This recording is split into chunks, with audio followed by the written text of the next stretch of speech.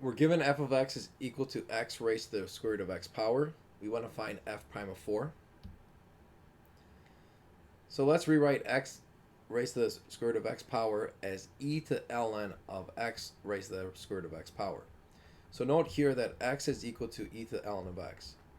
And so replace x with x root x, and that's what we get here. So far these two are equivalent. The natural log brings the exponent in front, so the square root of x comes in front. And now I can take the derivative of this. So think of this as like taking the derivative of e to the u. The derivative of e to the u is e to the u du.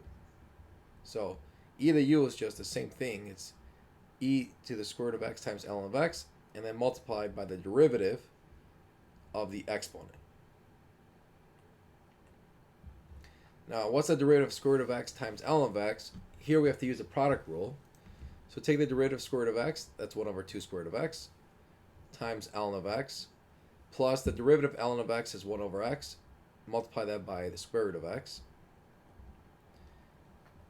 So e to the square root of x ln of x, this was the same thing as x to the root x power. That was just algebra in the beginning to bring down the exponent, the square root of x. And then square root of x over x is just 1 over square root of x. And so this is my derivative. So this is f prime of x. Now I want to solve for f prime of 4. So I want to plug in x equals 4. So here I have 4 to the square root of 4 power. Square root of 4 is 2. So 4 squared is 16. 1 over 2 times square root of 4 is just 1/4.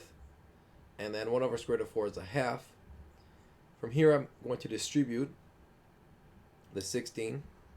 So 16 times 1/4 is 4.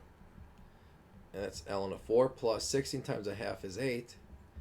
And note that I can rewrite ln of 4 as ln of 2 squared, and the exponent comes out in front, so it's 2 times ln of 2. So if I'm doing 4 times ln of 4, that's going to be the same thing as 4 times 2 ln of 2, which is 8 ln of 2.